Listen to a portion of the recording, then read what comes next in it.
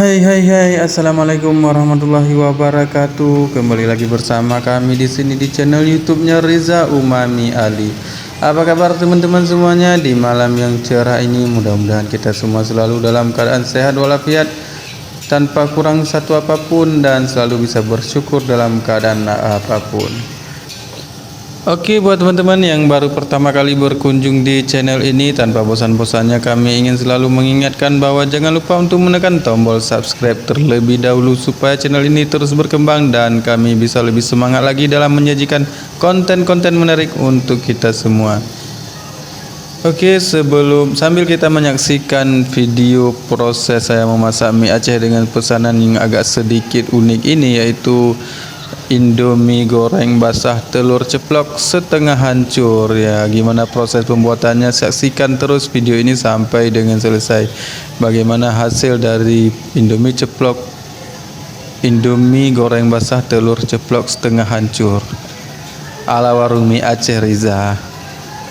Oke, sambil kita menyaksikan proses pembuatan pesanan ini, saya ingin membahas kembali terkait dengan video-video sebelumnya, yang itu bagaimana membuka usaha warung mie Aceh untuk pemula. Kalau sebelumnya kita sudah membahas melalui usaha online yang tanpa memerlukan modal yang terlalu besar, maka kali ini kita akan membahas bagaimana membuka warung offline, ya, warung fisik dengan modal yang minimal, ya, seminimal mungkin. Ya, yang pertama sekali kita membukanya di rumah sendiri ataupun di ruko kepunyaan sendiri ataupun di tempat tinggal sendiri, sehingga kita tidak membutuhkan biaya sewa gedung atau sewa toko lagi. Kemudian yang kedua, kita menyiapkan rak untuk jualan atau styling kaca.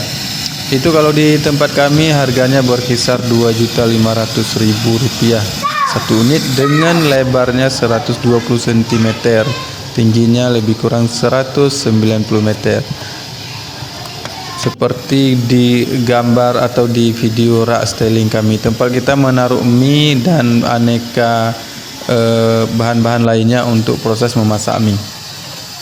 Kemudian yang kedua adalah dapur untuk memasak mie. Jadi dapur untuk memasak mie ini supaya lebih hemat, kita bisa bikin sendiri dengan menggunakan kayu atau triplek yang dilapisi dengan plat aluminium atau seng aluminium, sehingga mudah dibersihkan setiap selesai kita memasak. Kemudian yang selanjutnya adalah meja kerja. Jadi meja kerja ini penting ketika kita ada pesanan dalam jumlah banyak. Itu tempat kita menata pesanan-pesanan itu sambil kita siapkan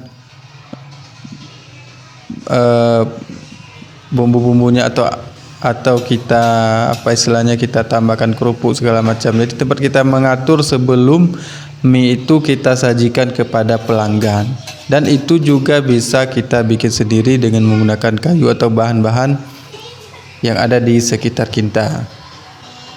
Selanjutnya, untuk pemula yang baru pertama membuka warung, kita juga perlu membuat meja. Jadi untuk yang skala kecil, untuk pemula, kita coba kecil-kecilan dulu. Kita tidak perlu meja yang terlalu banyak, ya, cukup beberapa saja, satu atau dua, dengan tempat duduk bangku, ya, bangku kayu. Jadi untuk perlengkapan seperti ini itu bisa menyusul ketika nanti usaha kita sudah mulai agak berkembang atau produk kita atau mie kita sudah disukai oleh pelanggan. Kita bisa menambahnya pelan-pelan atau memperbaikinya pelan-pelan, memperbaharuinya pelan-pelan.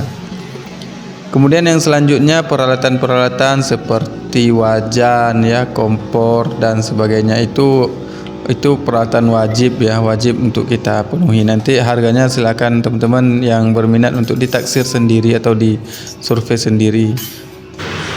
Oke, sampai di sini dulu pembahasan kita pada video ini. Kita akan lanjut pada video berikutnya. Saya akhiri dengan wabillahi taufiq wal hidayah. Wassalamualaikum warahmatullahi wabarakatuh.